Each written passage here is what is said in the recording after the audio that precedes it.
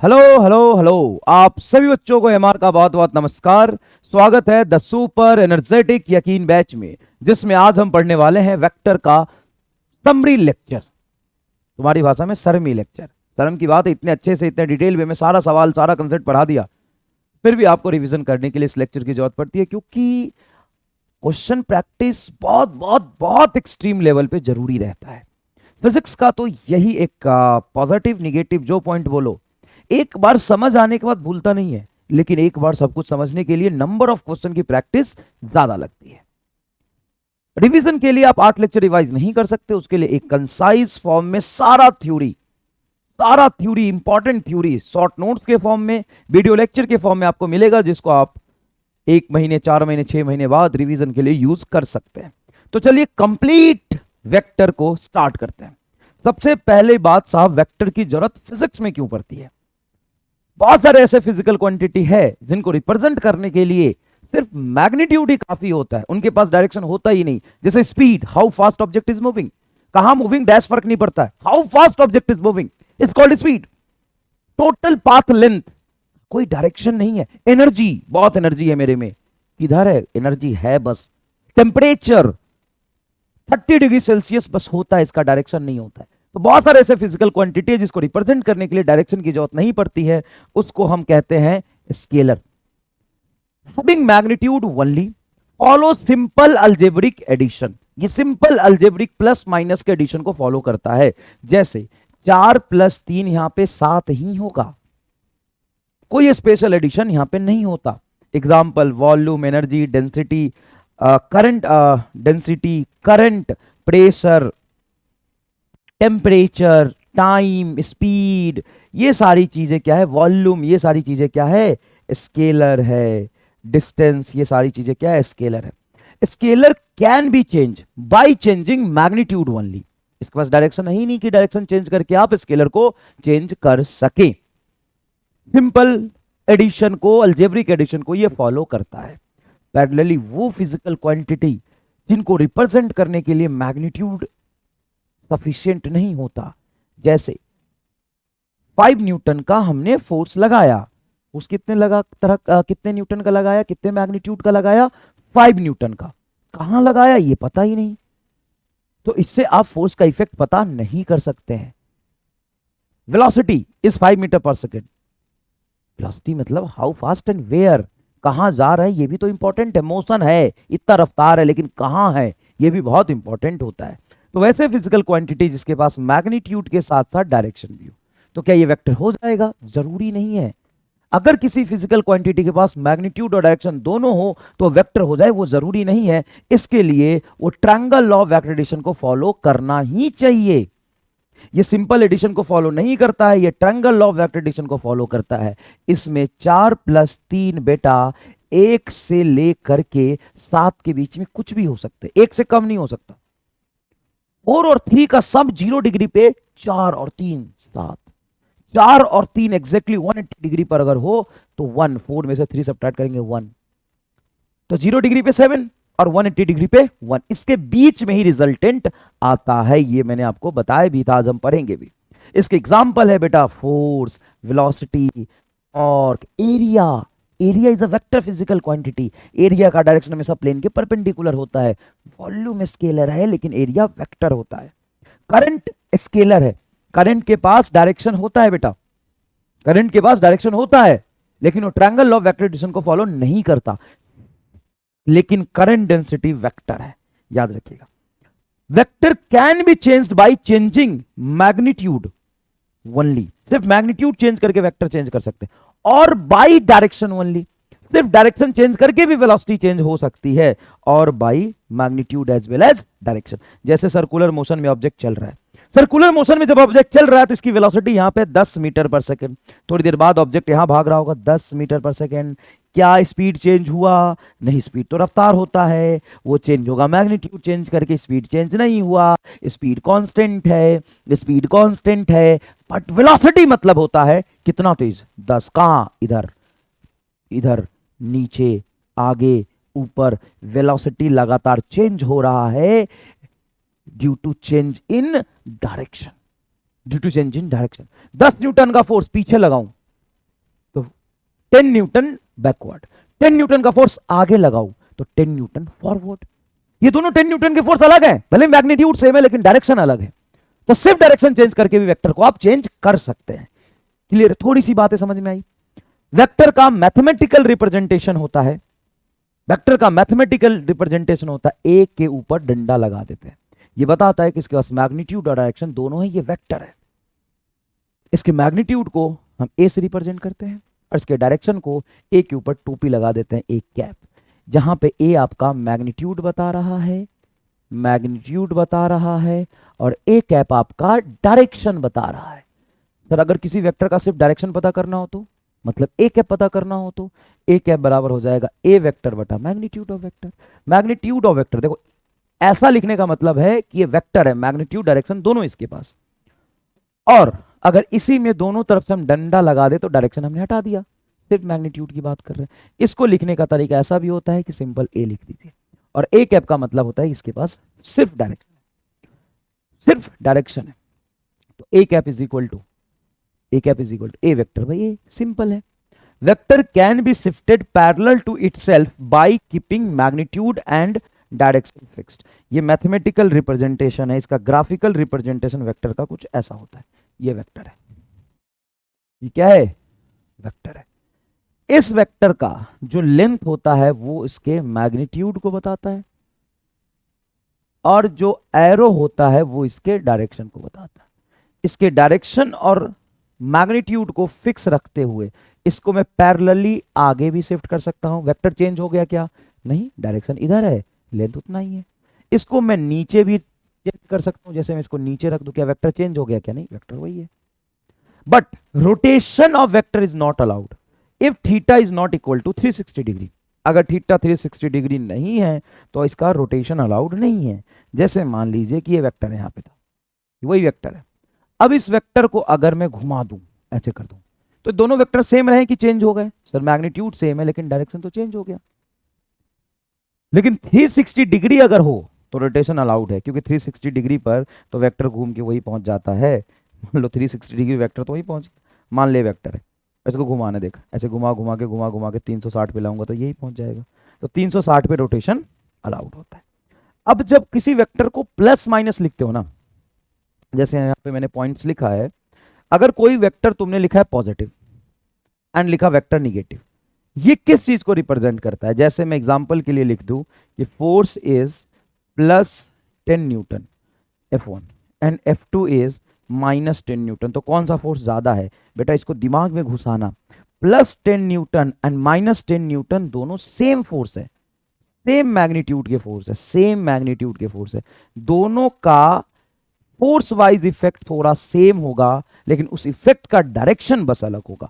Plus minus यहां पे direction को रिप्रेजेंट कर रहे हैं, ज्यादा कम को रिप्रेजेंट नहीं कर रहे हैं। आप ये नहीं कह सकते कि 10 न्यूटन फोर्स प्लस 10 न्यूटन ज्यादा है और माइनस 10 न्यूटन फोर्स कम है। प्लस माइनस यहां पे सिर्फ और सिर्फ डायरेक्शन को रिप्रेजेंट करता है।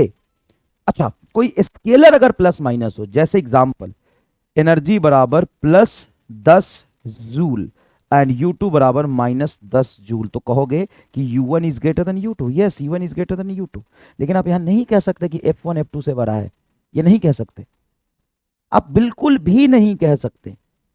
तो सर प्लस माइनस का क्या मतलब है? डायरेक्शन।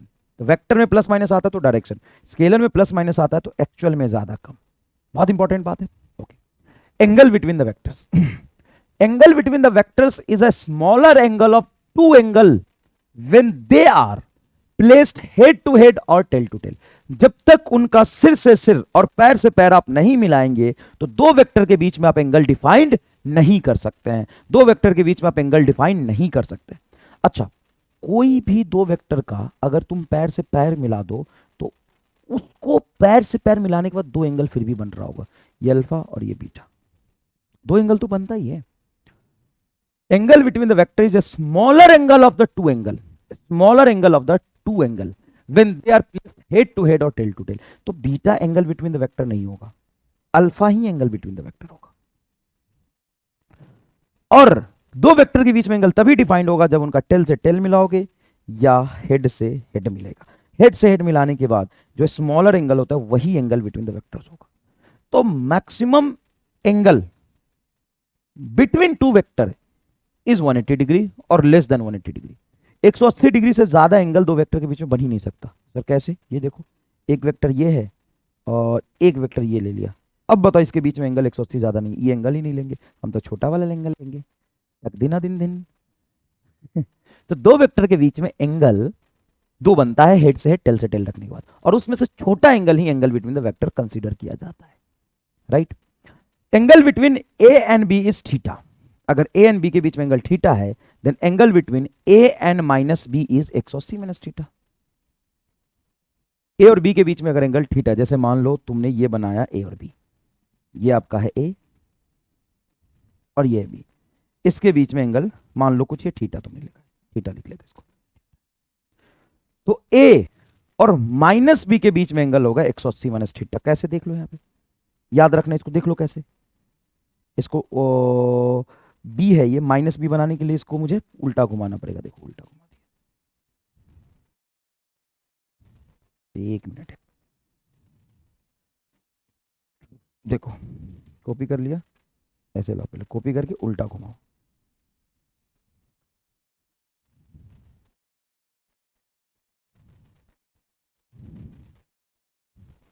अरे जिसको घुमाना है वो घूम ही नहीं रहा यार। शर्मी देख इधर, तू इधर आ, तुमको घुमा रहा हूं मैं, ये अब आएगा। देख, अगर ऊपर वाला बी है तो ये माइनस बी है, इसको घुमा के यहाँ रख दिया, थोड़ा सीधा और करूंगा, ये क्या हुआ?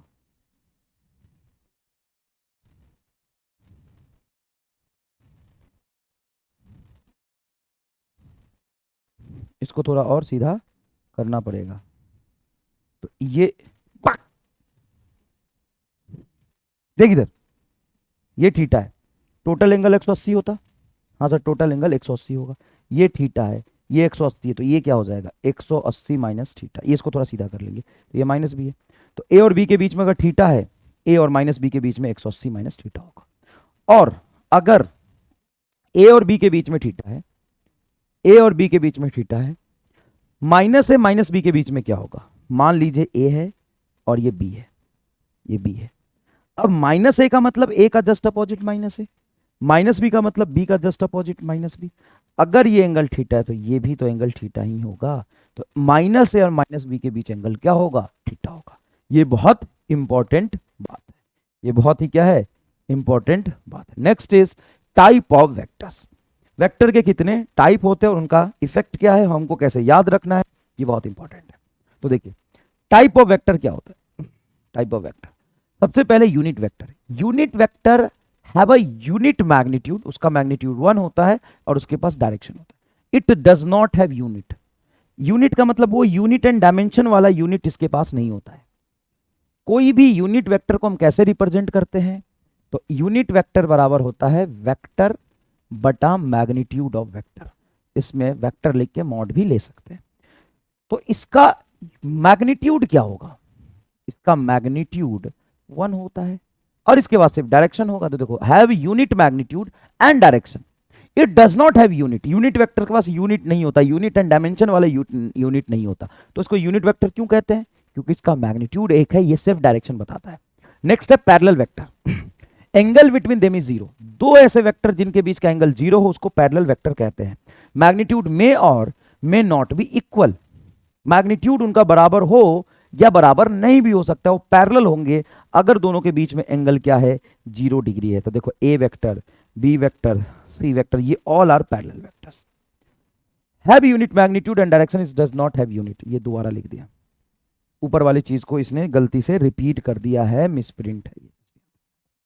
ठीक है। Anti parallel vectors. Anti parallel vectors a vectors which have angle, vectors between angle is 180 degree. जैसे ए वेक्टर है और ये वी वेक्टर है, अगर इन दोनों के बीच में 180 डिग्री का एंगल है, एग्जैक्टली अपोजिट डायरेक्शन है, तो उसको हम एंटी पैरेलल वेक्टर कहते हैं। पैरेलल मतलब डायरेक्शन सेम, एंटी पैरेलल मतलब डायरेक्शन अपोजिट। उनका मैग्नीट्यूड सेम हो भी सकता है, नहीं भी हो सकता। इक्वल वेक्टर किसको कहते हैं? नेक्स्ट होगा ये। इक्वल वेक्टर किसको कहते हैं? Direction and magnitude same, of a same nature, of a same nature, of a same nature, same nature. अगर उनका मैग्नीट्यूड और डायरेक्शन दोनों सेम है तो इस वेक्टर को आप इक्वल वेक्टर बोल सकते हैं, क्योंकि मैग्नीट्यूड भी सेम, डायरेक्शन भी सेम, और ये एक ही चीज को रिप्रेजेंट कर रहा हूं। अगर मान लो एक फोर्स है एक वेलोसिटी है, तो नहीं लिख सकते फोर्स बराबर वेलोसिटी। इक्वल कब बोल सकते हैं? जब उनका लेंथ भी सेम है, मैग्नीट्यूड भी सेम है, डायरेक्शन भी सेम है, और सेम ही चीज को रिप्रेजेंट कर रहे हो। Negative vector, same magnitude but opposite in direction is called negative vector. जैसे ए वेक्टर का निगेटिव वेक्टर होता है minus A vector. Negative vector क्या होगा इसका? माइनस ए वेक्टर, है ना, ए वेक्टर का निगेटिव वेक्टर। जीरो और null vector, having zero magnitude is called zero and null vector. जैसे कोई ऑब्जेक्ट रेस्ट पे है तो उसका वेलोसिटी क्या होगा? जीरो, लेकिन हम बताने की कोशिश तो वेक्टर ही कर रहे थे। ऑर्थोगोनल, ऑर्थोगोनल वेक्टर्स, ये बड़ा इंपॉर्टेंट है। Vectors which are perpendicular to each other, perpendicular vectors are called orthogonal vector. Orthogonal perpendicular का ही दूसरा नाम है। दो वेक्टर के बीच में अगर एंगल 90 डिग्री हो तो उसको हम ऑर्थोगोनल वेक्टर कहते हैं। सारा क्लियर है? नेक्स्ट होता है कॉनकरेंट वेक्टर। कॉनकरेंट वेक्टर मतलब जो एक्शन पॉइंट सेम रख रहा हो, बहुत सारे वेक्टर एक्शन पॉइंट सेम रख रहे हो, उसको कॉनकरेंट वेक्टर भी हम कहते हैं। Next is component of vector, बड़ा इंपॉर्टेंट है। जैसे वेक्टर का मेन इंपॉर्टेंट यूज होता है मोशन इन अ प्लेन में, लॉज ऑफ मोशन में। जैसे मान लो मैंने तुम्हें बताया कि 1D प्लस 1D एक दूसरे से बिल्कुल इंडिपेंडेंट, इसका कोई इफेक्ट ऊपर नहीं होगा और y का कोई इफेक्ट x में नहीं होगा। मान लो कोई फोर्स x में लग रहा तो ठीक है, x में जो कांड करना हो करेगा। कोई फोर्स y में लग रहा तो y में जो कांड करना होगा करेगा। लेकिन कोई फोर्स एक्स वाई प्लेन के बीच लग रहा है, ये फोर्स, ये एकदम देख रहे हो फोर्स, ये फोर्स है, इसका एक्चुअल में इफेक्ट एक्स में है, वाई में कि एक्स वाई प्लेन में? एक्स वाई प्लेन में। अगर इस फोर्स का इफेक्ट मैं सिर्फ एक्स एक्सिस में देखना चाहता हूं, मतलब मैं इस फोर्स का कंपोनेंट लेना चाहता हूं, मैं इसका इफेक्ट देखना चाहता हूं एक्स एक्सिस में क्या होगा। कैसे देखते हैं? पाइथागोरस थ्योरम, ट्रायंगल मेथड से। इस फोर्स का हम यहां पे ट्रायंगल बनाने की कोशिश करेंगे। अगर ये मेन फोर्स है तो ये हाइपोटेन्यूज होगा, इसका एक होगा बेस, और वही बेस एक्चुअल में इस फोर्स का एक्स कंपोनेंट होगा, और एक होगा बेटा परपेंडिकुलर, जो फोर्स इस फोर्स का वाईएथ डायरेक्शन में इफेक्ट होगा, मतलब कंपोनेंट। ये इस फोर्स का एक्स डायरेक्शन में इफेक्ट है, ये इस फोर्स का वाई डायरेक्शन में इफेक्ट है। इस फोर्स को दो पार्ट में हम तोड़ लेंगे। सिंपल है। अगर ये बेस है, क्योंकि बेस और हाइपोटेन्यूज के बीच में एंगल बनता है थीटा, ये परपेंडिकुलर है, ये हाइपोटेन्यूज है, तो हम कॉस थीटा लिख सकते हैं। बेस का मैग्नीट्यूड बटा हाइपोटेन्यूज का लेंथ, हाइपोटेन्यूज का लेंथ ही तो मेन फोर्स है, तो एफ एक्स बराबर हो जाएगा एफ कॉस थीटा। कितने इजी तरीके से मैंने प्रूफ किया, तुम समझ रहे हो? इस फोर्स का एक्स कंपोनेंट क्या होगा? एफ कॉस थीटा, और सर इसी फोर्स का वाई कंपोनेंट, तो बेटा इसी एक ट्रायंगल में जहां ये बेस है, ये परपेंडिकुलर है, साइन थीटा लिखोगे तो क्या होगा सर? परपेंडिकुलर बटा हाइपोटेन्यूज, बटा हाइपोटेन्यूज, तो एफ वाई बराबर आ जाएगा F sine theta, F Y बराबर आ जाएगा एफ साइन थीटा। बहुत इजी है। मतलब इस फोर्स का एक्स कंपोनेंट क्या होगा? इस फोर्स का एक्स कंपोनेंट होगा F x, that is nothing but F cos theta. ये तो कहते हैं एफ का इधर वाला कंपोनेंट बताओ, एफ कॉस थीटा, वही तो ये लिखा है, एफ एक्स बराबर F cos theta, F Y बराबर एफ साइन थीटा। इस फोर्स का वाई कंपोनेंट देखो, वाई डायरेक्शन में एफ साइन थीटा। अब तुम्हें यह समझना है कि हम कैसे यकीन करें कि सही रिजल्ट होगा, हम कैसे यकीन करें कि ठीक होगा। एक काम करो, एफ एक्स मान लो ये है, एफ वाई मान लो ये है, दोनों का स्क्वायर करके जोड़ दो। एफ एक्स का whole square plus F Y का होल स्क्वायर, बताओ क्या होगा? एफ एक्स का स्क्वायर मतलब एफ कॉस थीटा का स्क्वायर, और एफ वाई का स्क्वायर मतलब एफ साइन थीटा का स्क्वायर। यहां से F square cos square theta, F square sine square theta, F square बाहर आ जाएगा, अंदर बचेगा तुम्हारा cos square theta plus sine square theta, ये तो 1 आ जाएगा सर, ये 1 आ जाएगा, तो इधर क्या बचा? एफ एक्स का whole square plus F Y का होल स्क्वायर। तो एफ बराबर क्या हो जाएगा? रूट अंडर एफ एक्स का whole square plus F Y का होल स्क्वायर। देखो ये रिजल्टेंट एफ आ तो गया, इन दोनों का होल स्क्वायर करके मैंने जोड़ दिया तो रिजल्टेंट क्या आ गया? एफ आ गया। अगर मुझे फोर्स का एक्स कंपोनेंट और वाई कंपोनेंट पता है, तो उसका नेट रिजल्टेंट ऐसे ही तो निकलेगा। ये रिजल्टेंट ऑफ फोर्स है, रिजल्टेंट ऑफ फोर्स है। इस फोर्स को वेक्टर फॉर्म में हम कैसे रिप्रेजेंट करेंगे? वेक्टर फॉर्म में रिप्रेजेंट करेंगे एफ एक्स आई कैप और एफ वाई जी कैप। तो अगर मुझे फोर्स ये पता है, मतलब ये टूटा हुआ इफेक्ट पता है, एक्स का इफेक्ट और वाई का इफेक्ट, नेट इफेक्ट कैसे निकालेंगे? रूट अंडर एफ एक्स का होल स्क्वायर आई वाला, एफ एक्स का होल स्क्वायर जे वाला, एफ वाई का होल स्क्वायर का रूट, ये मैग्नीट्यूड ऑफ फोर्स आ जाएगा। और अगर मुझे नेट फोर्स पता है, इसको तोड़ना है, एफ को तोड़ना है, तो जिधर से एंगल बन रहा है थीटा उधर कॉस, और जिधर एंगल नहीं बन रहा उधर साइन। अच्छा मान लो इधर से एंगल अल्फा बन रहा होता, तो घबराने की बात नहीं, इधर एंगल अल्फा बन रहा होता तो इस फोर्स का वाई कंपोनेंट ये होता है एफ वाई, और एक्स कंपोनेंट यही होगा एफ एक्स, वो तो वही रहेगा। इसी एफ वाई को पैरेलल यहां शिफ्ट कर सकते हैं, या इस एफ एक्स को ऊपर ले जा सकते हैं।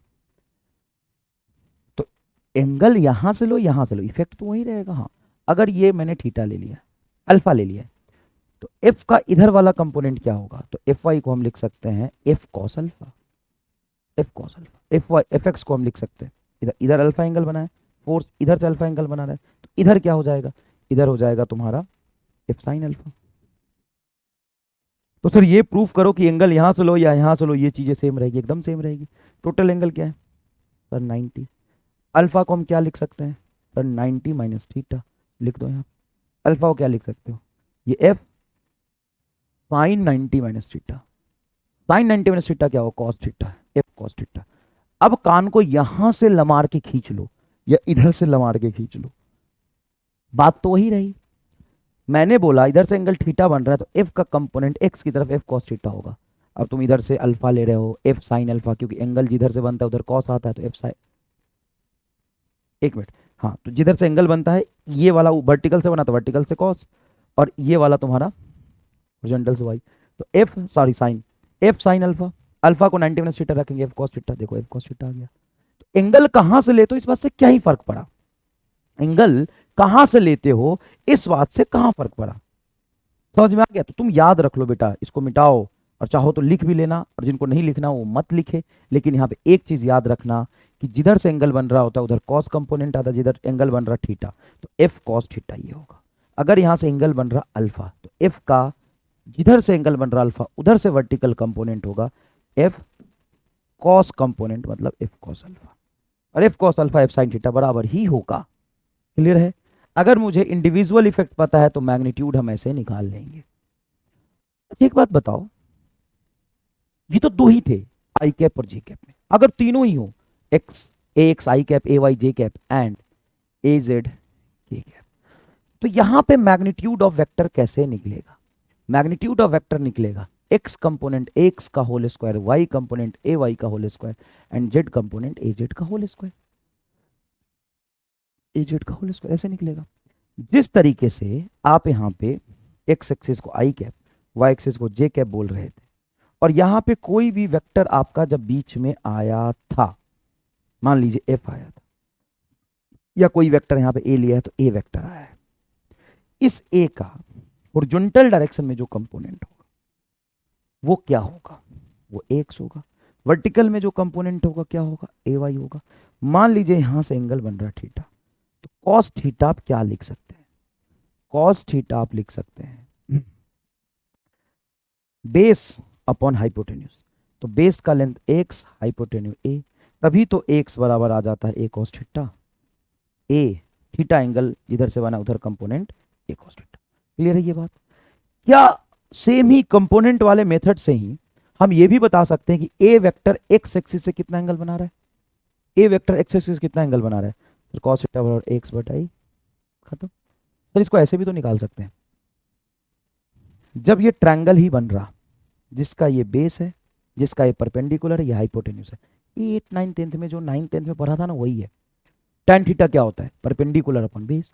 परपेंडिकुलर बताओ सर ए वाई, बेस बताओ एक्स, तो tan theta is equal to perpendicular upon base, ये रहा perpendicular A Y base X, यहां से भी निकाल सकते हैं। ये थीटा क्या है? Direction of A vector from x axis, और याद करो 2D मोशन में ऐसे ही तो डायरेक्शन तूने निकाला था, कि तुम्हें ये परपेंडिकुलर पता है, बेस पता है, तो ऐसे तुमने लिख लिया था। सर अगर एक्स एक्सिस से थीटा बन रहा, अगर वाई एक्सिस से मान लो अल्फा बन रहा होता, तो हम ये लिखते हैं कॉस अल्फा बराबर, ये तुम्हारा जिधर से एंगल बनता है वो होता है बेस, ये तो हाइपोटेन्यूज और ये परपेंडिकुलर हो जाएगा, तो बेस ए वाई बटा ए। और अगर मैं कॉस गामा लिखूं, मान लो यही वेक्टर ए जेड एक्सिस से गामा एंगल बना रहा था, तो ये हो जाएगा ए जेड बटा ए। तीनों का स्क्वायर करके ऐड कर दो, तीनों का स्क्वायर करके ऐड करोगे तो cos square theta plus cos square alpha plus cos square gamma ही है तो गामा ले लो इज इक्वल टू एक्स का होल स्क्वायर ए वाई का होल स्क्वायर ए जेड का होल स्क्वायर बटा ए स्क्वायर। तीनों का स्क्वायर करके ऐड कर दिया तो x square A y square A z square बटा ए स्क्वायर।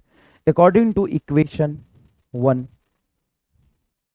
एक्स का स्क्वायर ए वाई का स्क्वायर ए जेड का स्क्वायर का रूट उधर भेज दो, तो ये तुम्हें नहीं लग रहा कि एक्स का स्क्वायर प्लस एक्स का स्क्वायर ए वाई का स्क्वायर प्लस ए जेड का स्क्वायर, ए एक्स का स्क्वायर ए वाई का स्क्वायर ए जेड का स्क्वायर बराबर ए स्क्वायर। ये दिख रहा कि नहीं दिख रहा? हाँ सर ये चीज तो दिख रहा। तो मैं इन सबको ए स्क्वायर लिख सकता हूं, तो कट के क्या हो जाएगा ओ 1। तो यही तो कोसाइन लॉ होता है, cos square theta plus cos square alpha plus cos square gamma. इसको हम याद भी रख सकते हैं कि जिस तरीके से जिधर एंगल बनता है उधर कॉस कंपोनेंट होता है, उसी तरीके से कॉस थीटा क्या होगा, जिधर से एंगल आपने लिया है उधर वाला कंपोनेंट बटा मेन वेक्टर, जिधर से आपने एंगल लिया है उधर वाला कंपोनेंट बटा main vector. Cos theta X axis से एंगल है, उधर वाला कंपोनेंट बटा main vector. Alpha Y axis से एंगल है तो वाई वाला कंपोनेंट बटा मेन वेक्टर।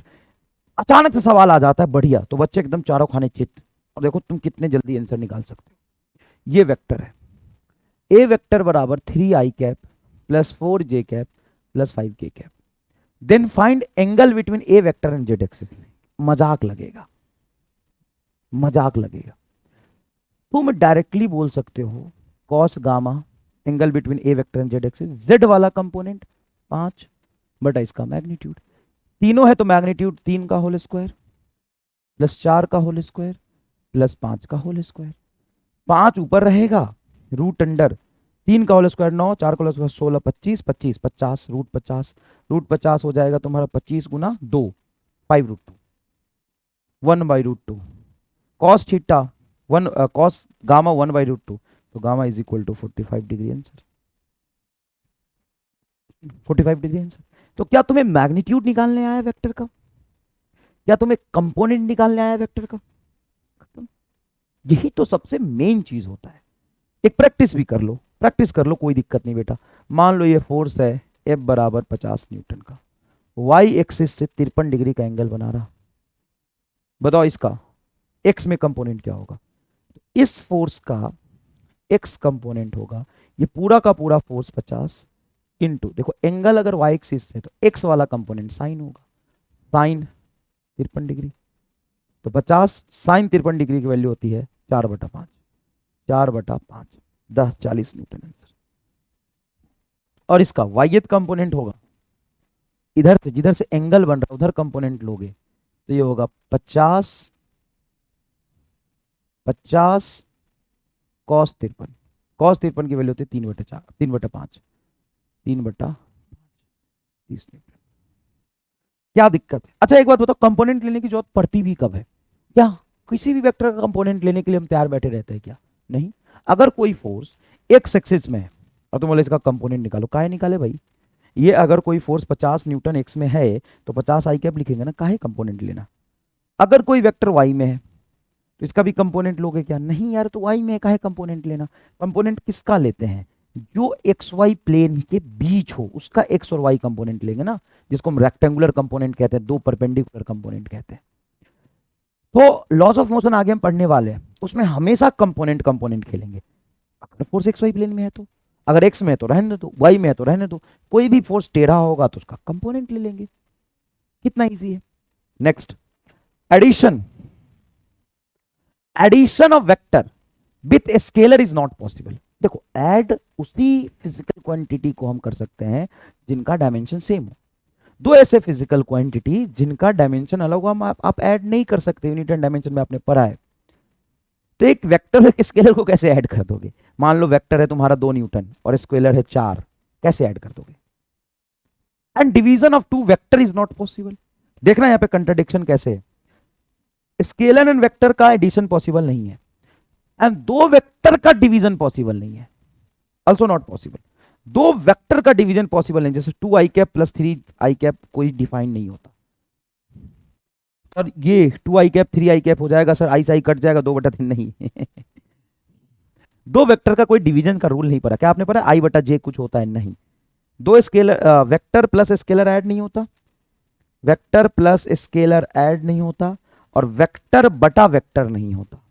दो वेक्टर का डिवीजन, दो स्केलर का डिवीजन हो सकता है, दो स्केलर का भी डिवीजन हो सकता है, दो वेक्टर के मैग्नीट्यूड का डिवीजन हो सकता है। जैसे तुम दो फोर्स का रेशियो निकाल सकते हो, लेकिन दो फोर्स के मैग्नीट्यूड का रेशियो निकालोगे। जैसे मान लो F1 है 10 न्यूटन आई कैप और F2 है 20 न्यूटन आई कैप, तो F1 F2 का रेशियो बताओ। तो जब F1 F2 का रेशियो निकाल रहे होगे तो मैग्नीट्यूड का रेशियो निकालोगे, फोर्स का रेशियो नहीं निकालोगे, right? Division and multiplication of vector with scalar. Division और multiplication of vector with division is division, division divide करना, and multiplication of vector with scalar is possible.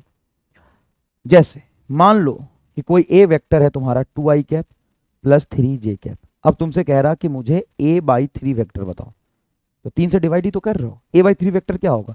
इस वेक्टर को 3 से डिवाइड कर दो, 2i cap plus 3j cap को 3 से divide कर दो, तो ये होगा 2/3i cap plus j cap.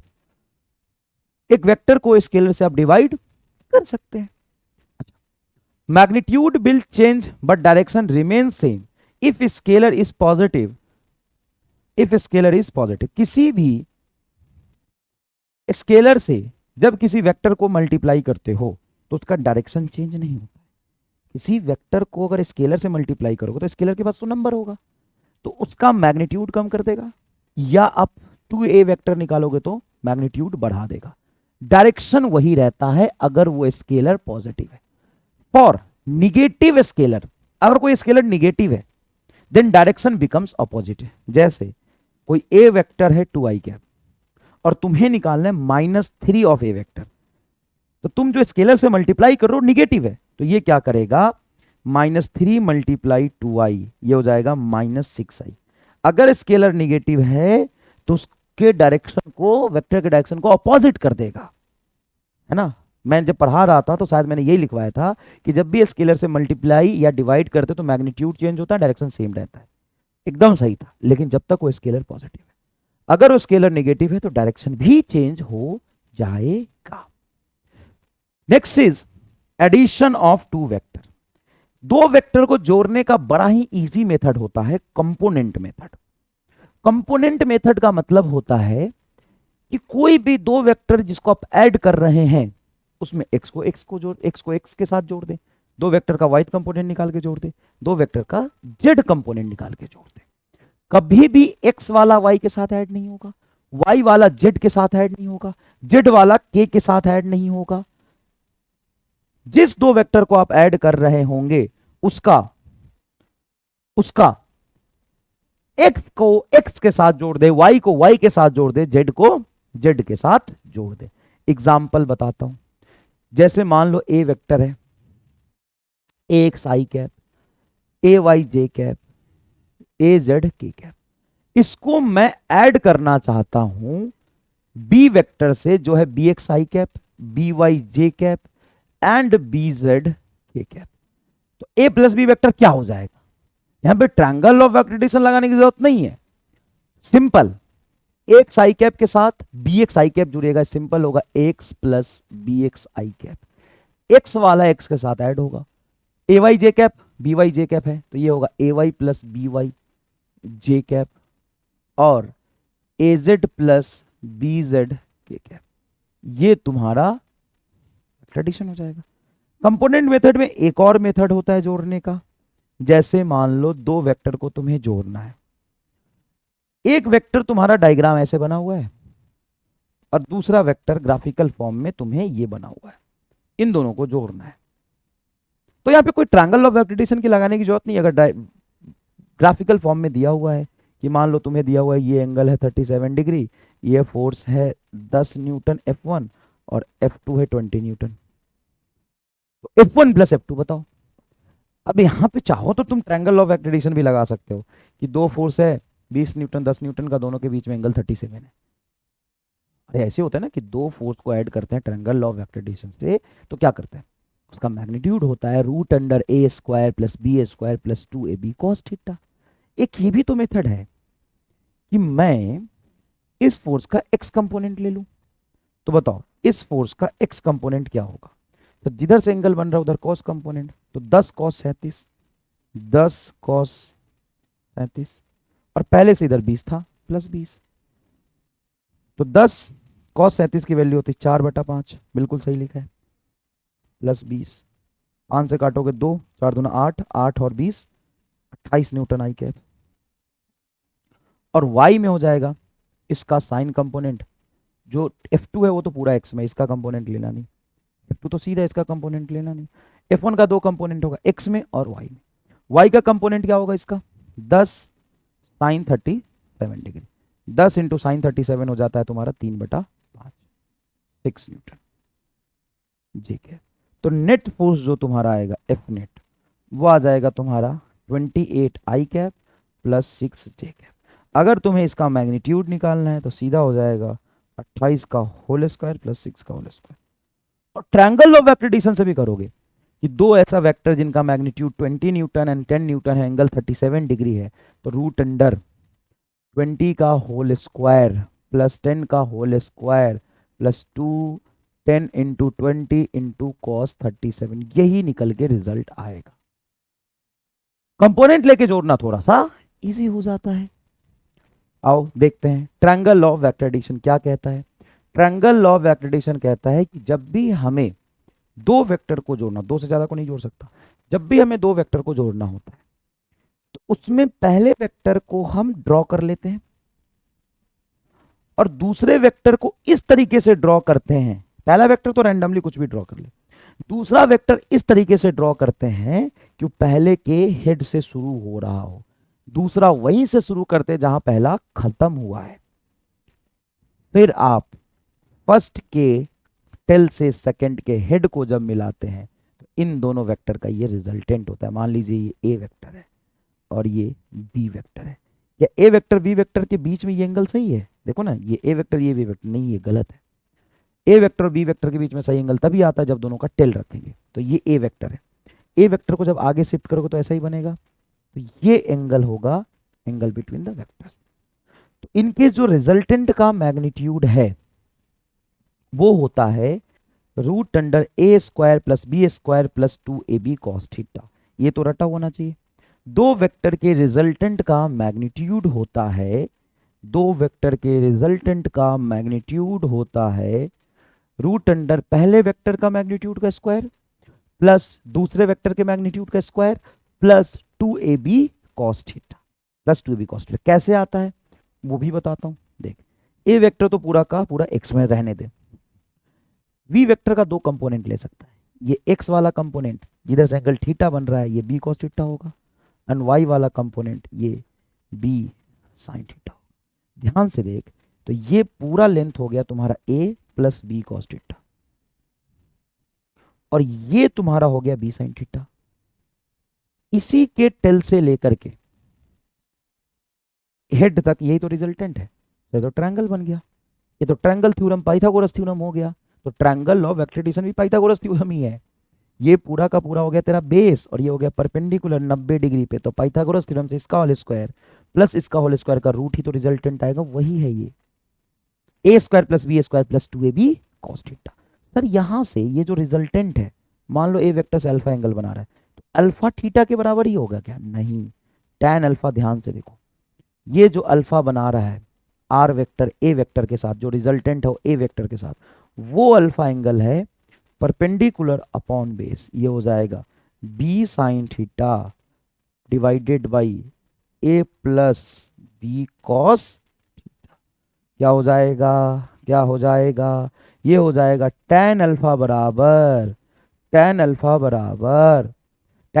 बराबर perpendicular B sine theta divided by A plus B cos theta, B sine theta divided by A plus B cos theta.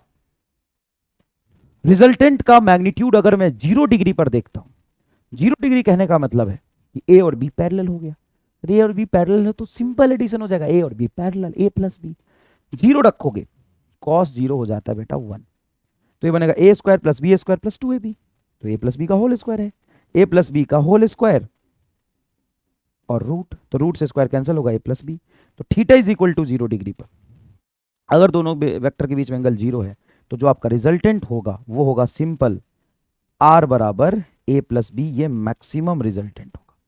90 degree पर cos 90 0, तो root under A square plus B square. Root को यहां ले जाओगे तो ऐसे भी लिख सकते हो आर स्क्वायर बराबर ए स्क्वायर प्लस बी स्क्वायर। और अगर थीटा 180 हो तो कॉस 180 होता है -1, तो ये हो जाएगा A square plus B square minus 2ab, तो ए माइनस बी का होल स्क्वायर और रूट से कैंसिल हो जाएगा, तो मिनिमम रिजल्टेंट आएगा ए माइनस बी। तो जब भी दो वेक्टर को आप जब भी दो वेक्टर को आप ऐड करते हैं उनका रिजल्टेंट मैक्सिमम होता है 0 डिग्री पर ए प्लस बी और मिनिमम होता है ए माइनस बी। क्या रिजल्टेंट इससे भी कम हो सकता है? इससे कम क्या होगा यार? दो फोर्स अगर तुम लगाओगे, मान लो F1 लगाते हो तुम 15 न्यूटन का और F2 लगाते हो 6 न्यूटन का एग्जाम्पल, तो इन दोनों का सम मिनिमम कितना हो सकता है? इन दोनों का सम मिनिमम कितना हो सकता है? तो 15 + 5 का मिनिमम इफेक्ट देखो, जैसे मान लो कि दो आदमी तुमको मारने हैं, एक मारे 15 न्यूटन से, एक मारे 5 न्यूटन से, तो इनका मिनिमम वैल्यू कितना हो सकता है?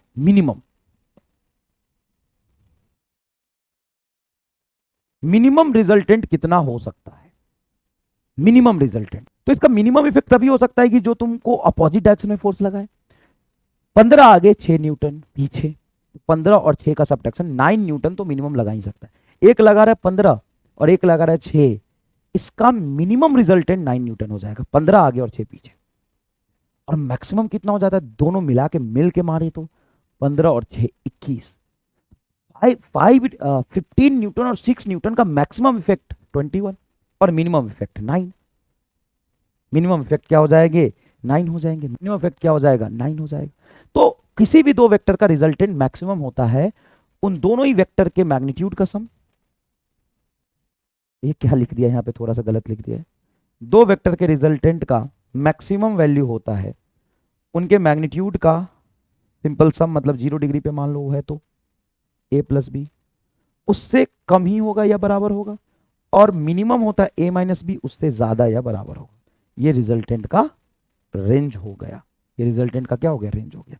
Next, when two vector of same magnitude and angle between theta, then resultant is r vector बराबर 2a cos थीटा बाई 2। दो ऐसे वेक्टर जिनका मैग्नीट्यूड सेम हो और उनके बीच थीटा का एंगल हो तो उनका रिजल्टेंट होता है 2a cos theta by 2, 2a cos theta by 2, 2a cos theta by 2। दो ऐसे वेक्टर जिनका मैग्नीट्यूड सेम है, जैसे A vector and B vector, दो वेक्टर है लेकिन उनका मैग्नीट्यूड सेम है ए के बराबर, तो उनका रिजल्टेंट होता है 2a cos theta by 2। Sir अगर ये रिजल्टेंट 0 डिग्री पे देखूं तो थीटा को रख दो 0, 0/2 0, cos 0 1, तो रिजल्टेंट मैक्सिमम होगा 2a के बराबर होना भी चाहिए। मान लो ए वेक्टर है, बी का भी मैग्नीट्यूड ए के बराबर है, तो 0 डिग्री पर रिजल्टेंट 2a नहीं आ रहा क्या? आ रहा है, बढ़िया आ रहा है। दो ऐसे वेक्टर जिनका मैग्नीट्यूड सेम है, एंगल 60 डिग्री है, तो एक वेक्टर ए हो गया, दूसरा वेक्टर का भी मैग्नीट्यूड ए ही है, दोनों के बीच में एंगल 60 डिग्री है, तो लगाओ फॉर्मूला आर का। रूट अंडर पहले वेक्टर का मैग्नीट्यूड का होल स्क्वायर, दूसरे वेक्टर के मैग्नीट्यूड का होल स्क्वायर प्लस 2 ए इंटू बी ए स्क्वायर इंटू कॉस 60। कॉस 60 क्या होता है? √3/2। कॉस 60 क्या होता है? सॉरी कॉस 60 तो था हाफ, तो ये 1/2, तो कॉस 60/2 से 2 कट जाएगा। ए स्क्वायर कितनी बार ए स्क्वायर? 3 बार ए स्क्वायर, तो 3a स्क्वायर, ए बाहर आ जाएगा, a√3। देखो ना a√3 यहाँ पे आया है डायरेक्ट इस फॉर्मूले से। ओ माय गॉड, ये तो दोबारा प्रूफ हो गया कि ये फॉर्मूला सही है। 60 डिग्री पर क्या आना चाहिए? अगर मैं cos 60 रखूं यहाँ पे, 60/2 30 होता है, कॉस 30 √3/2, √3/2, तो यहां देखो क्या होगा 2a, और ये √3/2, तो 2 से 2 कटा √3, आंसर आ गया। और वही चीज एकदम जनरलाइज और बेसिक फॉर्मूले से भी ड्राइव हो गया। कहा a² + b² + 2ab, a और b दोनों की जगह पे a रख दो, इंटू cos 60, वहां से प्रूफ हो गया। एकदम मजेदार, चमका कि नहीं चमका? दो ऐसे वेक्टर जिनका मैग्नीट्यूड सेम है और उन दोनों के बीच में एंगल 90 डिग्री है, उनका रिजल्टेंट, दो ऐसे वेक्टर जिनका मैग्नीट्यूड बिल्कुल सेम है, जिनका मैग्नीट्यूड बिल्कुल सेम है, और उन दोनों वेक्टर के बीच में 90 डिग्री का एंगल है, तो उनका रिजल्टेंट ठीक इनके बीच में √2a होगा। पहला वेक्टर अगर a है, दूसरा वेक्टर अगर a है, तो इनका रिजल्टेंट ठीक बीच में √2a होगा। क्या होगा? √2a होगा, ये होगा। अगर मैं थीटा 120 डिग्री पे बात करूं, मान लीजिए एक वेक्टर आपका है इधर और एक वेक्टर आपका इधर, इसका मैग्नीट्यूड है, इसका भी मैग्नीट्यूड है, तो इन दोनों वेक्टर का रिजल्टेंट का मैग्नीट्यूड भी a ही रहेगा। तो इससे प्रूव कर सकते हो क्या? आओ, r बराबर a² प्लस b भी a के बराबर है a² plus 2a into a, तो a² इंटू cos 120। cos 120 की वैल्यू कितनी होती है? -1/2। तो cos 120 की वैल्यू -1/2 रखेंगे, तो a² plus 2 minus 2a² into 1/2। देखो cos 120 डिग्री माइनस हाफ होगा तो ये निगेटिव हो जाएगा, ठीक है। 2 से 2 कट गया, a² से सर a² कट जाएगा, तो √a² मतलब a बच गया। तो दो ऐसे वेक्टर जिनका मैग्नीट्यूड सेम हो और एंगल 120 डिग्री हो, तो उनका रिजल्टेंट उनके वेक्टर के मैग्नीट्यूड के बराबर होता है। 180 डिग्री में तो कहानी उल्टा, a आगे और a एग्जैक्टली पीछे, तो इनका रिजल्टेंट क्या हो जाएगा? 0 डिग्री हो जाएगा। तो ग्राफिकल मेथड से भी ये केस बहुत अच्छे तरीके से मैंने आपको समझा दिया, ग्राफिकल मेथड से। अब बात करते हैं वेक्टर सब्ट्रैक्शन के बारे में। तो वेक्टर सब्ट्रैक्शन का कोई ट्रायंगल लॉ है ही नहीं, वेक्टर सब्ट्रैक्शन का कोई ट्रायंगल लॉ है ही नहीं। दो वेक्टर का वेक्टर सब्ट्रैक्शन हम कैसे करते हैं? दो वेक्टर का वेक्टर सब्ट्रैक्शन हम कैसे करते हैं? मान लो दो वेक्टर है, ये है a और ये वेक्टर है आपका b, इनको मुझे सब्ट्रैक्ट करना है। ये a वेक्टर है, ये b वेक्टर है, इन दोनों के बीच में एंगल है थीटा, इनको मुझे घटाना है। तो दो वेक्टर का सब्ट्रैक्शन इज नथिंग बट, दो वेक्टर का subtraction is nothing but addition of two vector, a vector plus of minus b vector. तो अल्टीमेटली ये क्या बन जाएगा? अल्टीमेटली ये सब्ट्रैक्शन हो जाएगा। तो हमें वास्तविकता में क्या करना है? ऐड करना है a और माइनस b को। a और माइनस b को ऐड करेंगे तो ये a माइनस b ही दिखाई देगा।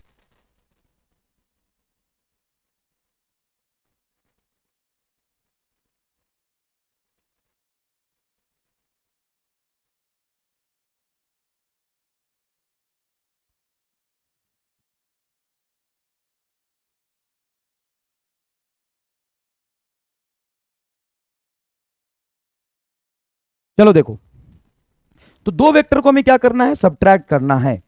सब्ट्रैक्ट करने का मतलब क्या होता है? सब्ट्रैक्ट करने का मतलब क्या होता है? ऐड करना। तो a और b को घटाना है, तो मुझे क्या करना है? a b को ऐड कर देता हूं मैं, ये a वेक्टर है और माइनस b को ऐड कर देता हूं। माइनस b कैसे बनेगा? सर ये b है तो माइनस b ये हो जाएगा। अगर a और b के बीच में एंगल थीटा था तो ये एंगल हो जाएगा आपका 180 माइनस थीटा। तो मैं क्या करूं?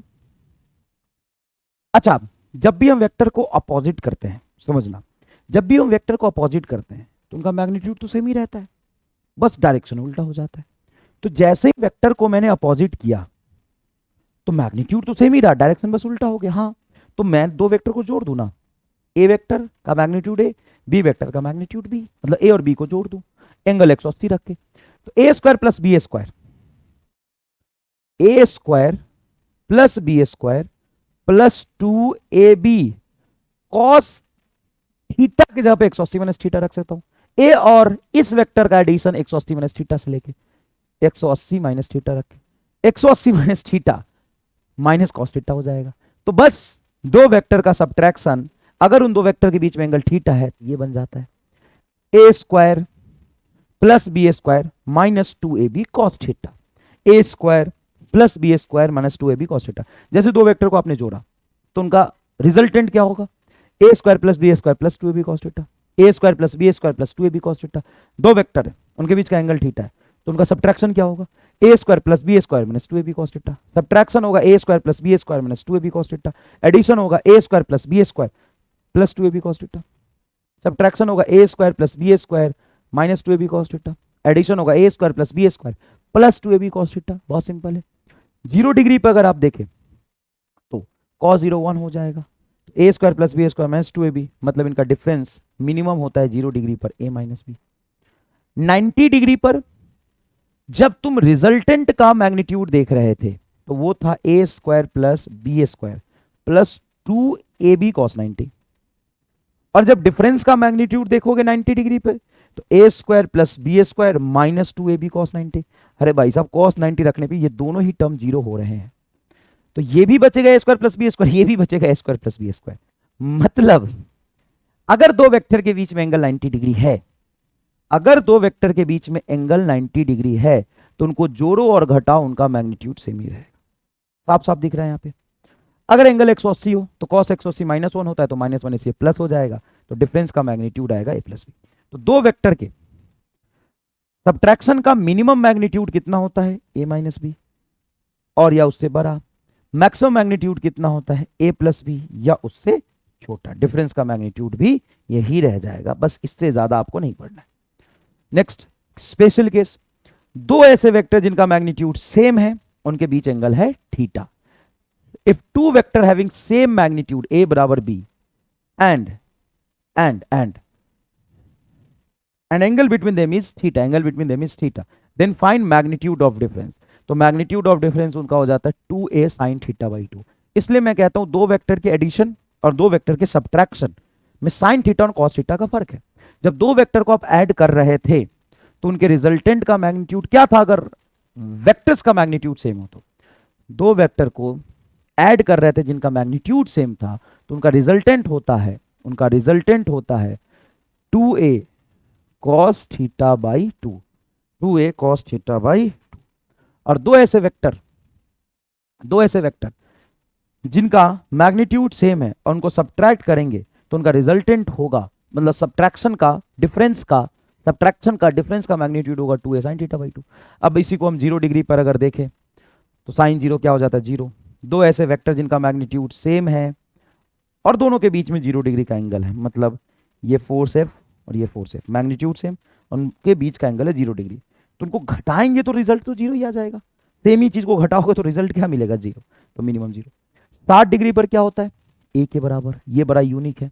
दो ऐसे वेक्टर जिनका मैग्नीट्यूड सेम है, उनके बीच का एंगल 60 डिग्री है, तो उनके डिफरेंस का मैग्नीट्यूड उनके वेक्टर के मैग्नीट्यूड के बराबर है। दो ऐसे वेक्टर जिनका मैग्नीट्यूड सेम है और उनके बीच 90 डिग्री का एंगल है, उनके डिफरेंस का मैग्नीट्यूड √2a होगा। एडिशन का मैग्नीट्यूड भी √2a होता है, डिफरेंस का मैग्नीट्यूड भी √2a ही होगा। दो ऐसे वेक्टर जिनका मैग्नीट्यूड सेम है और उन दोनों के बीच का एंगल 120 है, तो d बराबर √3a होगा और 180 डिग्री पर √2a होगा। बड़े ध्यान और गौर से देखोगे तो वास्तविकता में जो एडिशन का रिजल्ट आया है, देखो 2a √3a √2a a 0, देखो मैं देख नहीं रहा, देख मैं तेरी तरफ देख रहा हूं, देख अच्छा तेरी तरफ तो मुझे सामने दिख जाएगा, मैं आंख बंद कर लो। क्या है एडिशन का 2a cos theta by 2, 2a √3a √2a a 0। Difference का देख उधर 0, फिर a √2a √3a 0, √3a and 2a, देखो उल्टा एकदम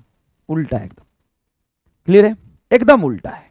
ठीक है, नेक्स्ट यूनिट वेक्टर कैसे निकालते हैं। यूनिट वेक्टर का कैलकुलेशन क्या होता है, बहुत इजी। यूनिट वेक्टर क्या होता है, यूनिट वेक्टर होता है वेक्टर को मैग्नीट्यूड ऑफ वेक्टर से डिवाइड कर दो, यूनिट वेक्टर मिल जाएगा, कोई खास बात नहीं है। अब हम बात करते हैं स्केलर प्रोडक्ट की। Scalar product is nothing but दो वेक्टर का पैरेलल कंपोनेंट चिपका दो। जैसे मान लो ये वेक्टर है तुम्हारा ए वेक्टर और ये वेक्टर है तुम्हारा बी वेक्टर। ध्यान से देखना बेटा, वेक्टर का एंगल है थीटा, तो किसी भी वेक्टर का जब तुम कंपोनेंट लेते हो तो एक्चुअल में उसको ट्रायंगल के फॉर्म में चेंज करते हो। जैसे ये वेक्टर है, ये बी वेक्टर है, नेट वेक्टर है, तो ये हाइपोटेन्यूज। इसका एक्स कंपोनेंट क्या होगा सर? इसका एक्स कंपोनेंट होगा यही तक बी कॉस थीटा, जिधर एंगल बन रहा है उधर कॉस कंपोनेंट, ये बी है तो बी कॉस थीटा, और ये होगा तुम्हारा बी साइन थीटा। इस बी साइन थीटा से हमें कोई मतलब नहीं है। बी का कंपोनेंट ए की तरफ होगा बी कॉस थीटा, क्योंकि दोनों के बीच में एंगल बन रहा है थीटा, तो बी का कंपोनेंट ए की तरफ होगा B cos theta into A से प्रोडक्ट कर दो। ये हो गया dot product between A and B. इसको स्केलर प्रोडक्ट इसीलिए कहते हैं क्योंकि इसका जो रिजल्ट होता है वो स्केलर होता है, इसलिए हम स्केलर प्रोडक्ट भी कहते हैं। A dot B is nothing but component of A along B, component of A along B into B, या component of B along A into A, component of B along A into A. जैसे मान लो ये B vector है, A vector angle है theta, तो तुम इस ए का कंपोनेंट बी की तरफ नहीं ले सकते, ए कॉस थीटा ले सकते हैं, और इसके परपेंडिकुलर हो जाएगा ए साइन थीटा। तो देखो ना, इस ए का दो रेक्टेंगुलर कंपोनेंट है 90 डिग्री पर, ये होगा ए कॉस थीटा ए साइन थीटा। ए साइन थीटा परपेंडिकुलर हो गया बी से, हटा दो, इन दोनों को चिपका दो। इन दोनों को चिपकाओगे तो क्या मिलेगा? A cos theta into B, A B cos theta. तो A vector dot B vector का प्रोडक्ट होता है ए बी कॉस थीटा, और ये स्केलर होता है तो इसके डायरेक्शन का कोई झंझट ही नहीं है, और ये बहुत इजी होता है, ये बहुत इजी होता है। मान लो दो वेक्टर एक दूसरे के परपेंडिकुलर है, ए वेक्टर और बी वेक्टर, क्या हम इसको ऑर्थोगोनल वेक्टर कह सकते हैं? हाँ sir, A vector and B vector is orthogonal vector, orthogonal A vector and B vector is orthogonal vector. अगर इनका मैं डॉट प्रोडक्ट लूं तो ए का कंपोनेंट बी की तरफ जीरो, बी का कंपोनेंट ए की तरफ जीरो, तो ए डॉट बी जीरो हो जाएगा। और इसको प्रूव करने का बड़ा आसान तरीका है कि ए वेक्टर डॉट बी वेक्टर होता है ए का मैग्नीट्यूड बी का मैग्नीट्यूड, इन दोनों के बीच का एंगल cos 90। cos 90 की वैल्यू बोलो जीरो, तो ए डॉट बी तुम्हारा हो जाएगा जीरो। cos 90 की वैल्यू जीरो, तो ए डॉट बी हो गया जीरो। लो, एकदम झमझमाझम। तो बताओ ए वेक्टर डॉट बी वेक्टर का रिजल्ट क्या होता है? ए बी कॉस थीटा, ये स्केलर होता है। अगर कोई दो वेक्टर एक्स एक्सिस में ही है, चिपका हुआ है, दोनों के बीच में एंगल 0 डिग्री है, अगर थीटा 0 हो तभी तो ए डॉट बी का रिजल्ट मैक्सिमम होगा, क्योंकि 0 डिग्री पे कॉस मैक्सिमम होता है। तो A vector dot B vector क्या हो जाएगा? Simple A B. और वही theta is equal to 90 degree पर देखेंगे, theta is equal to 90 degree पर देखेंगे तो ए डॉट बी क्या हो जाएगा? 0 हो जाएगा। अच्छा, एंगल अगर 90 से बड़ा हो तो क्या ए डॉट बी तुम्हारा हमेशा निगेटिव रहेगा? जैसे कॉस 100 डिग्री पर अगर दो वेक्टर के बीच में एंगल 100 है, या 120 है, 150 है, 160 है, 170 है, या 180 है, तो अगर एंगल 90 से बढ़ा लेता हूं तो 90 से बड़े एंगल पे कॉस आता है निगेटिव, मतलब डॉट प्रोडक्ट क्या होगा? निगेटिव होगा। डॉट प्रोडक्ट क्या होगा? निगेटिव होगा। आई डॉट आई क्या होता है? 1, जे डॉट जे 1 एंड के डॉट के 1। इसीलिए जब दो वेक्टर का डॉट प्रोडक्ट लेते हैं, जैसे ए वेक्टर है ए x i cap, A y j cap, A z k cap, B vector है B x i cap, B y j cap, B z k cap, इनका जब हम डॉट प्रोडक्ट लेंगे तो ये आई डॉट आई तो 1 होगा, लेकिन आई वेक्टर और जे वेक्टर एक दूसरे के परपेंडिकुलर होते हैं, तो इनका डॉट प्रोडक्ट क्या हो जाएगा? 0। जे डॉट के वेक्टर 0, के dot I vector 0, perpendicular component 0 होते हैं। अब किसी भी दो चीजों को मल्टीप्लाई करना होता है तो कैसे करते हो? जैसे मान लो x i cap A y j cap A z k cap B x i cap B y j cap B z k cap का डॉट लेना है, तो तुम क्या करोगे? पहले इसको इससे करोगे, तो x i cap B x i cap, तो x into B x i cap 1, बढ़िया, एक्स बी एक्स हो जाएगा। एक्स आई कैप को बी वाई जे कैप के साथ डॉट लोगे तो आई डॉट जे 0, फिर आई को के साथ लोगे तो 0। तो जब तुम इसको इन तीनों को एक साथ प्रोडक्ट करोगे, जब तुम इसको इन तीनों के एक एक बार प्रोडक्ट करोगे तो एक बार तो आएगा x B x i cap 1, ये 0 0।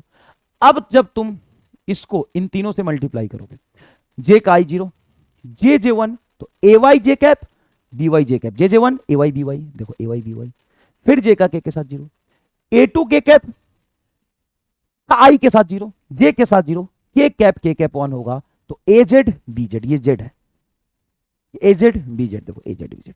सिंपल सी बात मैं कहना ये चाह रहा हूं कि जब भी दो वेक्टर का डॉट प्रोडक्ट लेते हैं तो एक्स एक्स वाला के साथ मल्टीप्लाई करके लिखते हैं, वाई वाई वाले के साथ, जेड जेड वाले के साथ। एग्जाम्पल देख लीजिए, जैसे ए है तुम्हारा 2i cap -3j cap +2k cap, B है तुम्हारा i cap +3j cap -2k cap. बताओ ए डॉट बी क्या होगा? आंख बंद करके तुम लिख सकते हो 2 गुना ए के 2। अरे सिंपल आई कैप है तो उसका मल्टीप्लायर 1 मान सकते हैं, तो इसको इससे मल्टीप्लाई करो, प्लस -3 दूना जे, -3 और 3 -9, 2 और -2 प्लस, देखो ये तो होगा प्लस ही ना, बीच में प्लस फॉर्मूला तो प्लस, ये -2 और 2 तो -4। अब देखो क्या हो जाएगा, ये 2 -9 -4 आंसर। ठीक है, एप्लीकेशन ऑफ डॉट प्रोडक्ट बहुत इंपॉर्टेंट है कि डॉट प्रोडक्ट का सब क्या क्या एप्लीकेशन है, क्या क्या यूज कर सकते हो हम डॉट प्रोडक्ट से।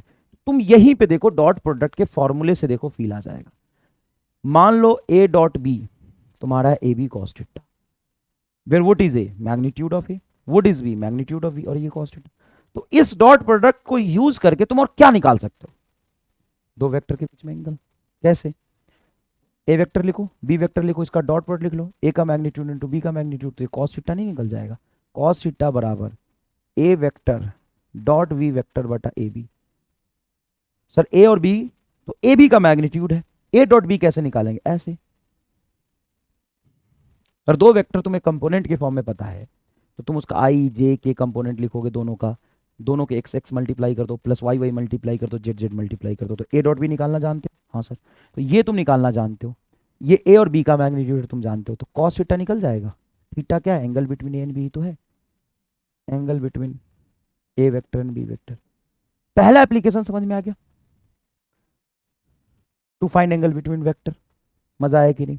दूसरा, अगर दो वेक्टर का डॉट प्रोडक्ट 0 आ जाए तो पक्का वो दो वेक्टर परपेंडिकुलर रहे होंगे, तो टू चेक परपेंडिकुलर वेक्टर्स, अगर तुमसे बोले कि चेक करो ये परपेंडिकुलर है कि नहीं है, तो उनका डॉट प्रोडक्ट लो, और अगर डॉट प्रोडक्ट 0 आया तो परपेंडिकुलर है, नहीं आया तो परपेंडिकुलर नहीं है।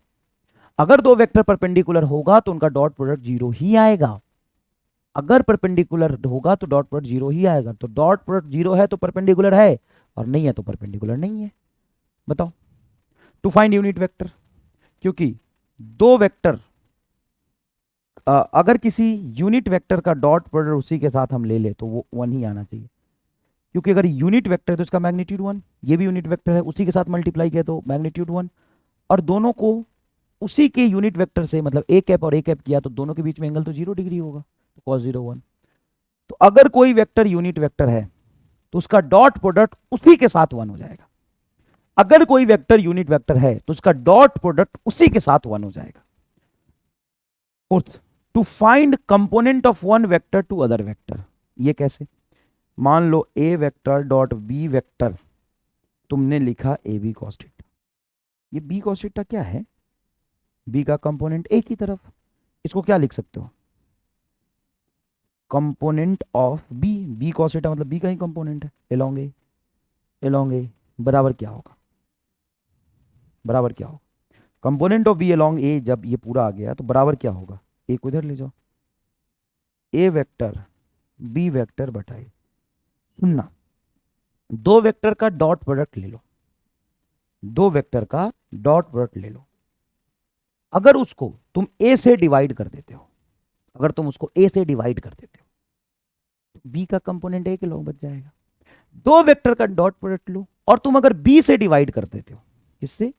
बी से डिवाइड कर देते हो, बी से, तो ए का कंपोनेंट बी के लॉन्ग बनेगा, जिसे तुम डिवाइड कर दो वो खत्म, ए से डिवाइड किया तो ए खत्म, तो बचा क्या? बी, कंपोनेंट ऑफ बी बच गया ए के लॉन्ग।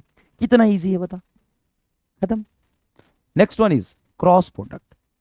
अब बेटा क्रॉस प्रोडक्ट क्या होता है? बहुत आसान सी भाषा में समझिए, जब दो वेक्टर ए और बी एक दूसरे से थीटा एंगल बना रहे होते हैं, उनको एक दूसरे के पैरेलल कंपोनेंट लेके चिपका देते हैं तो उसको कहते हैं हम डॉट प्रोडक्ट। अब जब उनका परपेंडिकुलर कंपोनेंट चिपका देंगे तो उनको कहते हैं हम क्रॉस प्रोडक्ट। जैसे इस बी का दो कंपोनेंट हम ले सकते हैं ट्रायंगल फॉर्म में, इस बी का ए के लॉन्ग आ जाएगा बी कॉस थीटा, और यहां बनाऊं या यहां बना सकता हूं बी का इधर कंपोनेंट, जिधर से थीटा एंगल नहीं बन रहा है वो साइन बी साइन थीटा। तो जो चिपका उसको गोली मारो, ए और बी साइन थीटा को चिपका दो, ए बी साइन थीटा। ये हो जाएगा A vector and B vector का cross product, A B sine theta. ये जो ए बी साइन थीटा होता है इसका डायरेक्शन ए और बी के प्लेन के परपेंडिकुलर होता है। जैसे मान लेते हैं कि ये मैंने एक प्लेन बनाया जिसमें बेटा ये है तुम्हारा ए वेक्टर, देखिएगा ये है तुम्हारा ए वेक्टर, ये है तुम्हारा बी वेक्टर इसी के प्लेन में, और इन दोनों के बीच में एंगल बन रहा थीटा। तो इनका जो क्रॉस प्रोडक्ट आएगा इनके प्लेन के परपेंडिकुलर आएगा। जैसे मान लीजिए कि ये ए वेक्टर है, ये बी वेक्टर है, तो ये इनका रिजल्टेंट होगा ए वेक्टर क्रॉस बी वेक्टर का, जो इन दोनों से ही 90 डिग्री का एंगल बना रहा होगा। डायग्राम में साफ साफ आप देख सकते हैं, साफ साफ डायग्राम में देख सकते हैं कि ये आपका ए वेक्टर हो, ये आपका बी वेक्टर हो गया, इन दोनों का क्रॉस प्रोडक्ट इनके प्लेन के परपेंडिकुलर होगा। मतलब अगर आप आर वेक्टर का डॉट प्रोडक्ट लेते हैं ए से तो ये 0 आएगा, क्योंकि इन दोनों के बीच में 90 डिग्री का एंगल है। आर वेक्टर का डॉट प्रोडक्ट लेते हैं आप बी से तो ये 0 आ जाएगा। सर आर है क्या? R is nothing but A cross B. अरे वही R nothing but A cross B. तो ए क्रॉस बी का डॉट प्रोडक्ट अगर ए से लूं तो इसी चीज को दोबारा लिखा है 0 होगा, समझिए। अगर मैं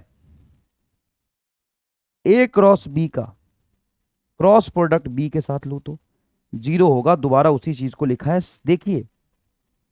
अच्छा सर ठीक है, मतलब ए क्रॉस बी जो आएगा वो हमेशा परपेंडिकुलर टू एन बी आएगा। मतलब ए डॉट बी स्केलर है, उसका डायरेक्शन नहीं होता है, लेकिन ए क्रॉस बी का डायरेक्शन होता है, ए क्रॉस बी का डायरेक्शन होता है। इसलिए ए क्रॉस बी को हम लिखते हैं वेक्टर प्रोडक्ट।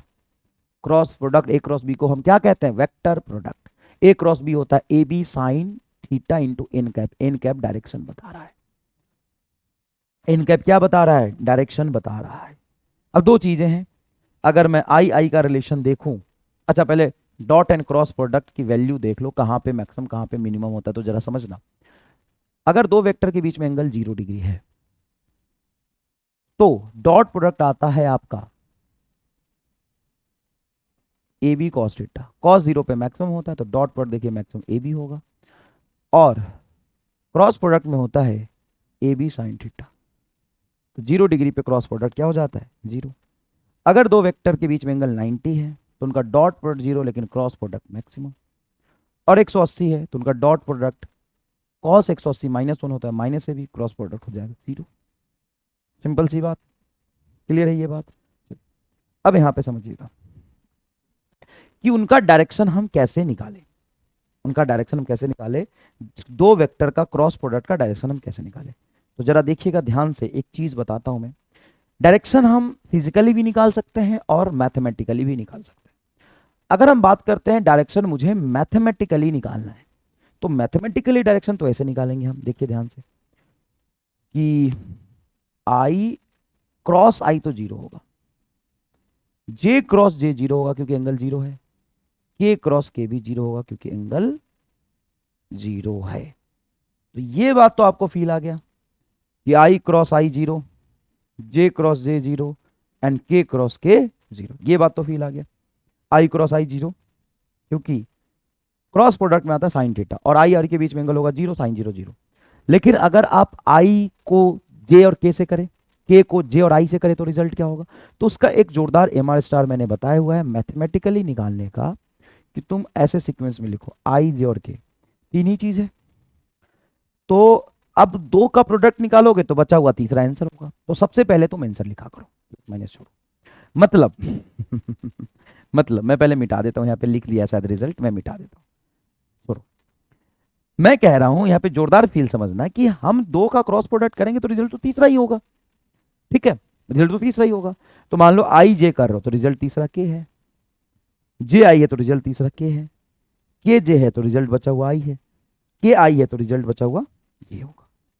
उसके बाद मैं कह रहा हूं कि आई के बाद अगर जे आ रहा तो ठीक, प्लस लो, नहीं तो माइनस लो, करके देखना ही नहीं। आई के बाद जे आया प्लस लो, आई के बाद क्या आया माइनस लो, सर आई तो यहाँ आ गया, उसके बाद कैसे देखेंगे? तो आई के बाद देखना, यहाँ पे जे के बाद आई आ गया, आई के बाद जे आता तो प्लस होता, तो ये माइनस हो जाए। मेरी बात समझना, आई के बाद जे आ रहा ना तो इस सीक्वेंस में चल रहा, प्लस आएगा। सर जे के बाद आई आ गया तो गलत है, वो निगेटिव आ जाएगा। जैसे देखो, आई के बाद जे आया तो प्लस आएगा, जे के बाद आई तो निगेटिव हो जाएगा, उल्टा हो गया ना, खत्म खत्म। एक और तरीका होता है इसका, मैट्रिक्स मेथड। मैट्रिक्स मेथड बहुत आसान है, ऐसे ही आपको सवाल करने चाहिए, वैसे इजी रहता है। आई कैप, जे कैप, के कैप, बिना बुद्धि के सवाल आसानी से सॉल्व हो जाता है मैथमेटिकली। मान लीजिए कि जिसको आपने पहले लिखा उसको पहले लिखेंगे, A X, A Y, A Z. B बाद में है तो ये होगा B X, B Y, B Z. सबसे पहले आप आई को बाहर निकालेंगे, तो आई वाला छोड़ देंगे, ए वाई बी जेड क्या लिखेंगे, ए y B Z minus A Z B Y, A Z B Y. आपको क्या करना है समझ में आया? इसको इससे प्रोडक्ट करो, इसको इससे प्रोडक्ट करो, इसको इससे माइनस इसको इससे, फिर लिखते हैं आप माइनस जे कैप। जब जे कैप आप हटाते हैं तो हमेशा लेफ्ट से राइट की तरफ जाते हैं। जैसे तुमने आई लिया तो आई को हटा दिया, इसको इससे प्रोडक्ट किया, माइनस इसको इससे किया। समझ में आ रहा बात? अब जब जे हटाओगे तो हमेशा लेफ्ट से राइट, एक्स बी जेड पहले लिखोगे, एक्स बी जेड, ए जेड बी एक्स, ए जेड बी एक्स। फिर जब के उतारोगे प्लस के, तो हमेशा लेफ्ट से राइट, जब के हटा लिया तो ये आएगा x B y, x B y minus A y B x, A y B x. ये तो मैथमेटिकली डायरेक्शन निकालने का मैंने तरीका आपको बता दिया। हमेशा जैसे मान लो कि मैट्रिक्स मेथड तो तुमने सीखा ही, जैसे ये हो, जैसे तुम्हें करना हो जे क्रॉस आई, मान लो तो इसमें क्या होगा, तो बचा हुआ क्या है सर, के है तो के आएगा, बचा हुआ जो है वही तो आंसर आएगा, बचा हुआ जो है वही तो आंसर आएगा। तो बचा हुआ यहाँ पे क्या है सर, जे है तो बचा हुआ जे आई आ गया तो बचा हुआ के होगा। अब ये के प्लस होगा या माइनस, तो आई के बाद जे आना चाहिए था, यहाँ पे जे के बाद आई है तो माइनस आएगा। के क्रॉस आई तो जे आना चाहिए, तो आई के बाद जे आया तो प्लस होगा। जे के क्रॉस जे तो ये आई आएगा, ये जे के बाद आई आया तो माइनस होगा। जे क्रॉस आई क्या आएगा, माइनस क्या आएगा, क्योंकि आई के बाद जे आना चाहिए, ये जे के बाद आई है, आई के बाद जे आया तो प्लस के होगा। बहुत इजी है, बहुत इजी है, बहुत इजी। और सच में ये ठीक है बेटा, तुम्हें लग रहा होगा सर ये तुम फील नहीं आया है, ठीक है ये जोरदार तरीके से। अब अगर तुम्हें ग्राफिकली निकालना है ना, फिजिकली निकालना है, तो फिजिकली कैसे निकालते हैं? जैसे मान लो आर वेक्टर बराबर ए वेक्टर क्रॉस बी वेक्टर है, तो देखना एक नया तरीका मैंने ढूंढा, एकदम बहुत इजी है। देखना कि मान लो आर वेक्टर बराबर ए वेक्टर प्लस बी वेक्टर, तो ए वेक्टर तुम्हारा फर्स्ट वेक्टर हो गया, या ये तुम्हारा फर्स्ट वेक्टर हो गया, ये तुम्हारा सेकेंड वेक्टर हो गया, और ये तुम्हारा रिजल्ट हो गया। मैं क्या करूं, place your four finger in first vector, दाहिने हाथ का, राइट हैंड का फोर फिंगर फर्स्ट वेक्टर की तरफ रखो। क्या कह रहा है ये, place your four finger along first vector, place your four finger along first vector, place your four finger along first vector and slap second vector, दूसरे वेक्टर को थप्पड़ मारो। फर्स्ट वेक्टर की तरफ हाथ रखो एंड दूसरे वेक्टर को थप्पड़ मारो, then thumb will represent direction of resultant, thumb will represent direction of resultant. जैसे मान लो ये वेक्टर है तुम्हारा आई कैप, मान लेता हूं, दूसरा वेक्टर इधर जे कैप में, इसका रिजल्टेंट पूछा है ए वेक्टर बी वेक्टर का। जैसे मान लो ये ए वेक्टर है और ये बी वेक्टर है, इसका मुझे डायरेक्शन पूछा है, A vector cross B vector का डायरेक्शन बताओ। तुमको दाहिना हाथ ए वेक्टर की तरफ रखना है, रख दिया। ऐसे भी रख सकते, दाहिना हाथ ए वेक्टर की तरफ, ऐसे भी रख सकते, दाहिना हाथ ए वेक्टर आगे की तरफ रख दिया। बी वेक्टर को थप्पड़ मारना है, थप्पड़ किसी को कैसे मारते हो, थप्पड़ कैसे मारते हो, ऐसे मारते हो क्या थप्पड़, ऐसे ऐसे किसी को मारा थप्पड़, ऐसे थोड़ी ना मारते थप्पड़, ऐसे थोड़ी ना मारते थप्पड़, ऐसे मारते थप्पड़। तो बात यहां पे ये है कि फर्स्ट वेक्टर की तरफ हाथ रखो, रख दिया सर, बी को थप्पड़ मारना, तो क्या थप्पड़ ऐसे मारोगे, ऐसे झुकेगा नहीं साला, अरे थप्पड़ तो ऐसे ही मारेगा, झुकेगा या नहीं झुकेगा, थप्पड़ कैसे लगेगा, ऐसे थोड़ी ना थप्पड़ लगता है, थप्पड़ ऐसे लगता है। ऐसे थप्पड़ मार सकता है क्या, ऐसे थप्पड़ ऐसे ही लगता है। तो बी वेक्टर ऊपर है, तुमको इसी के डायरेक्शन में बी वेक्टर को ना थप्पड़ मारना, देखो ऊपर जा रहा। तो ए की तरफ हाथ रख के बी वेक्टर को थप्पड़ ऐसे नहीं मार सकते, ए की तरफ हाथ रख के बी वेक्टर को थप्पड़ ऐसे ही मारेंगे। तो आर तुम्हारा कहां आ गया, बाहर की तरफ, बस खत्म। और प्रैक्टिस कराता हूं, और इसी से देख लो, ए तुम्हारा किधर था, आई की तरफ, और बी तुम्हारा कहां था, जे की तरफ। तो आई क्रॉस जे, ये बाहर की तरफ ही तो आना चाहिए था। वैसे भी सही है, ये एकदम ही परम सुख की अनुभूति। अब देख, मान लो कि ये वेक्टर है तुम्हारा, इधर ले लेते हैं, इधर ले लेते हैं ए वेक्टर, और बी वेक्टर तुम्हारा है अंदर की तरफ। अब मुझे बताओ ए क्रॉस बी का डायरेक्शन किधर हो। अब सुनो, घबराना नहीं है, ए की तरफ 4 फिंगर को चिपका के रख दो। थप्पड़ मारने के लिए ये बनाना पड़ेगा ना, ऐसे थप्पड़ मारोगे, ये क्या थप्पड़ है रे, ऐसे कौन थप्पड़ मारता है। तुम पहले 4 फिंगर को फर्स्ट वेक्टर की तरफ रखो और बी को थप्पड़ मारो। सर बी तो अंदर की तरफ भाग रहा, बोर्ड के अंदर, खींच के मार थप्पड़। ऐसे थप्पड़ मारेगा, पहले बोर्ड की तरफ हाथ रखेगा, अब इसको थप्पड़ मार बी को, अब मार बी को थप्पड़। सर बी को थप्पड़ मारा तो थंब नीचे जा रहा है, तो बिल्कुल सही है, ये होगा तुम्हारा ए क्रॉस बी का डायरेक्शन। बिल्कुल ठीक है, ये होगा तुम्हारा ए क्रॉस बी का डायरेक्शन। एक तरफ हाथ रखा, बी को थप्पड़ मारा, नीचे। देख इधर, मान ली ये बी है और ए तुम्हारा बाहर है, बताओ ए क्रॉस बी का डायरेक्शन किधर होगा। ए की तरफ हाथ रखो, बाहर है तो 4 फिंगर ऐसे रखो, बाहर है तो 4 फिंगर ऐसे रखो, देखो 4 फिंगर ऐसे रखो, ऐसे रखो बाहर की तरफ एकदम, देखो बाहर की तरफ। और तुमको कह रहा है बी को मारो थप्पड़, तो बी इधर जा रहा है, थप्पड़ मारने के लिए ऐसे मारना पड़ेगा, इधर जा रहा होगा ऐसे मारो, तो रिजल्टेंट तुम्हारा इधर आएगा। ये होगा तुम्हारा ए क्रॉस बी, ये होगा तुम्हारा ए क्रॉस बी, ये होगा तुम्हारा ए क्रॉस बी। बोलो समझ आया है कि नहीं, समझ आया कि नहीं। बहुत ईजी है साहब। Next and last one is Lami's theorem. Lami's theorem laws of motion में बड़ा काम आएगा, देखिएगा। If 3 vector acting at a point then a plus b plus c will be 0 if 3 vector अगर एक ही पॉइंट पे लग रहे हैं तो उनका वेक्टर सम 0 हो सकता है अगर a बटा साइन अल्फा b बटा साइन बीटा बराबर c बटा साइन गामा है। सिचुएशन समझिएगा पहले ध्यान से। मान लीजिए ये a वेक्टर है, इसी पॉइंट पे लग रहा है इधर की तरफ, ये b वेक्टर है इधर, और ये c वेक्टर इधर। b और c के बीच में ये एंगल है अल्फा, b और c के बीच में एंगल है अल्फा, a और c के बीच में एंगल है बीटा, और a और b के बीच में एंगल है गामा।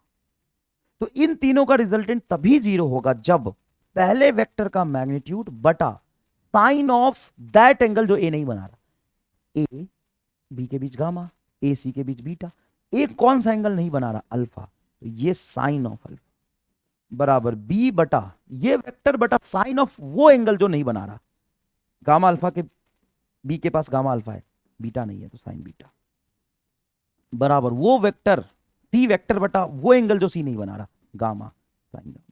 अगर ये कंडीशन है तो a plus B plus c का रिजल्ट क्या हो जाएगा, 0 हो जाएगा। क्लियर है।